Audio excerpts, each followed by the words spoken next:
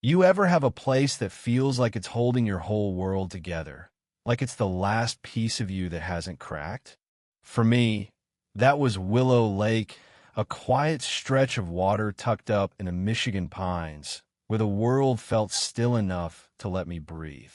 After losing my wife, Emma, and our daughter, Lily, in a wreck that turned my life to ash, I came back to that lake to find some kind of peace, to let the silence wrap around me like a blanket and drown out the noise in my head. I'd inherited the lake and the land around it from my uncle Tom, a gruff old water engineer who'd spent his life mapping rivers and reservoirs before buying this place in the 80s.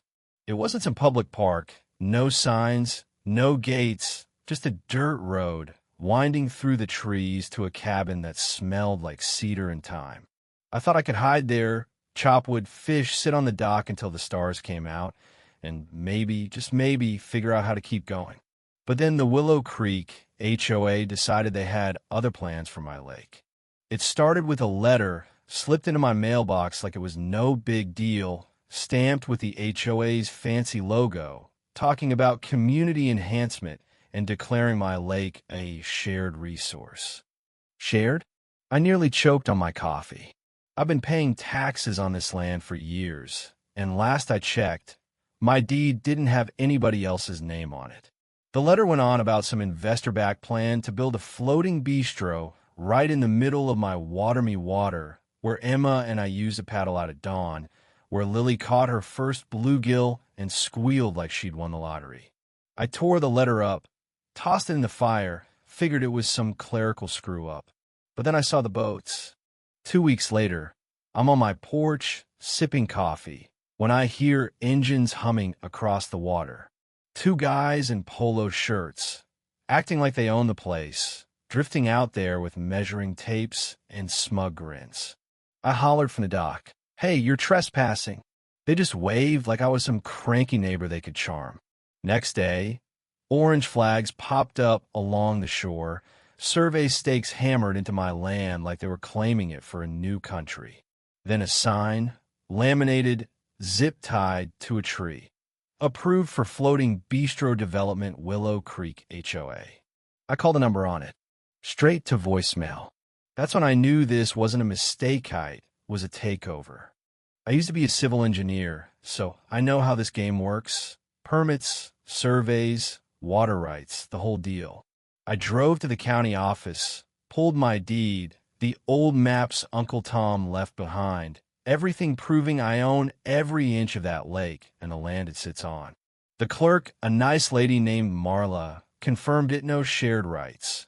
No HOA jurisdiction, just me. I thought that'd be the end of it. But the next week, a flatbed rolled in, unloading lumber and steel like they were building a mall. They didn't even use the main road, just cut through an old trail on my property, tearing up the earth like it was nothing. By noon, they had a floating platform out there, bolted together like a slap in my face. I called the sheriff, a guy named Deputy Ryan, who I vaguely remembered from high school. He came out, scratched his head, looked at my papers, then talked to the contractors. Came back shrugging. They say the HOA gave him permission, he said. Permission? I snapped. They don't own this lake.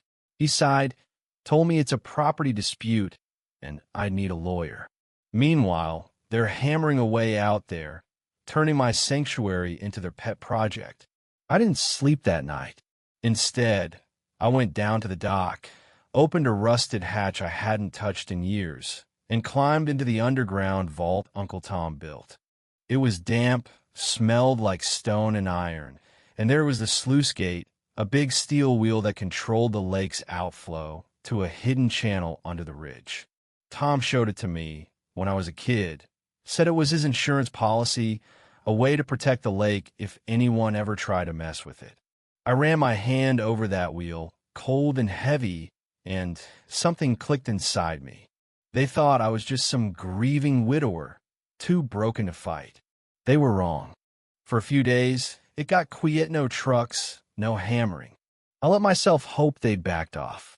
But then, one morning, I walked out with my binoculars and saw it. A massive platform, floating like a tumor in the middle of my lake, steel tethers drilled into my bluff, beams and roof brackets going up like they were building a palace. My stomach twisted.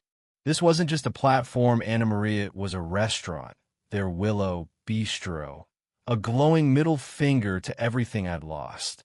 I dug out Tom's old blueprints, found a 1984 water rights registration clear as day. The lake was mine, no HOA, no shared nonsense. I emailed a lawyer I knew, Mike, who'd helped me with a fence dispute years back. He got back quick. "You're in the right, Hank. Send a cease and desist, cite the water rights. If they don't stop, we'll hit him with an injunction." I printed the letter, drove to the HOA's shiny new office, and handed it to a receptionist who barely looked up. As I turned to leave, out comes Karen Walsh, the HOA president, all sharp blazer and sharper attitude, looking at me like I was a stray dog. "Mr. Carson," she says, smooth as venom, "I hear you've got concerns about the bistro." "Concerns?" I shot back. "You're building on my lake. That's not a concern. That's a trespass." Her smile didn't budge. "We have documentation suggesting the lake's a community asset." "Show me," I said. "Show me one county record that backs you up." "We'll have our lawyers review your letter," she said, folding her arms. "This project's popular, Hank. It's progress." "I don't care if it's the Eiffel Tower," I said, stepping closer. "You've got 48 hours to get off my lake, or I'll make you." She didn't blink, just nodded like she was humoring me. I walked out, heart pounding, not from fear, from rage. They didn't stop. They doubled down. Flyers went out, glossy ones, advertising Willow Bistro, your lakeside escape, with pictures of smiling couples and craft cocktails. Residents started kayaking out to take selfies with the construction, gushing about property values and farm-to-table menus. I heard them from my dock. "This is going to be so cool. Finally, something classy around here." It was like they didn't care that it was my land, my memories, my everything. Then the lights went up big, glaring spotlights that turned my lake into a stage, beaming right into my bedroom window. One night, their test-run speakers shook my cabin at 2 a.m. I grabbed a megaphone, stormed the dock, and shouted, "Cut it out, or I'm pressing charges." Some worker yelled back, "Go to bed, old man." That was the last straw. I went back to the vault that night, tools and hand wrench, oil, gloves, everything I need. Tom's words echoed in my head. "Open it slow, Hank. An inch at a time, and the lake will empty like a sigh."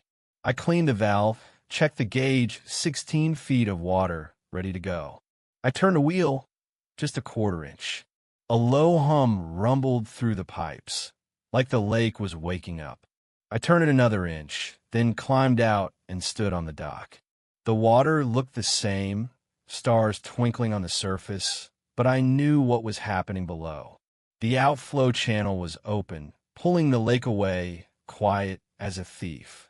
I didn't sleep. I launched my drone, got footage of their precious bistro, still glowing like it owned the night. At 5:30 a.m., I sent an email to Karen and every HOA board member. Subject, urgent, drainage active. I attached Tom's water rights, a photo of the open valve, and a warning, "You built on my lake. The water's leaving. Evacuate now." By dawn, the lake was down 6 inches. By 7 a.m., the bistro was tilting, its northeast corner sinking into the mud. Workers scrambled, shouting, pointing at the exposed lake bed. Furniture slid, a canopy collapsed, and I watched it all through my drone, calm as the morning air. By 8 a.m., the story hit a local blog. HOA's illegal bistro sinks as owner drains lake. By 9, it was on the news. Cheryl called me 6 times. I didn't pick up. I just stood on my dock, smelling the silt, watching their dream crumble. The lake was mine again, quiet, honest, empty. The aftermath was chaos. Cranes rolled in. Contractors tried to pump water back too late. Karen gave a teary interview, calling it sabotage, claiming I'd ruined a community asset. The reporter wasn't buying it. But Mr. Carson owns the lake, right? Karen stammered, "That's under review." It wasn't. My injunction came through that morning. Construction stopped, HOA liable. By noon, the internet was calling me Lake Reaper. I didn't laugh. I didn't cry. I just felt awake. Then came their last job, a letter taped to my door, revoking my guest access to HOA events like I cared about their potlucks. I laughed so hard I nearly fell off my porch. They still thought they had power. But their board was crumbling. 3 members quit, residents sued for refunds, and Karen's car started avoiding my road. The lake began to heal, slowly, with rain and spring seeping back. I rebuilt the dock, put up a bench for Emma and Lily. A neighbor kid biked by one day, pointed and whispered, "That's the guy who owns the lake." I waved, and he waved back, wide-eyed. The final hearing was quick. The judge ruled for meters pass, damages, defamation, all of it. Karen had to pay out of pocket. She whispered as she passed me in court, "You could have just said no." I looked her dead in the eye. I did. A week later, I had a barbecue on the dock, just a few neighbors, some beers, the sun setting over a lake that was starting to shimmer again. Someone asked if I'd ever build out there. I shook my head. The lake's fine as is. Let it be. Now it's just me and the water, the frogs, the herons. The HOA's gone quiet. A new board's in, stripped of power. I got a painting from a young couple down the Roata watercolor of the lake, with faint shadows of Emma and Lily in the sky. It hangs above my fireplace. The lake's not just mine, it's theirs, too, in the way that matters. I don't know if I did the right thing, draining it like that. Maybe I went too far. Maybe I didn't go far enough. What do you think? Was I the bad guy for protecting what's mine, or was the HOA asking for it? Drop a comment. Tell me your take. I am curious. And if you got a story about standing up to nonsense like this, share it. Let's talk.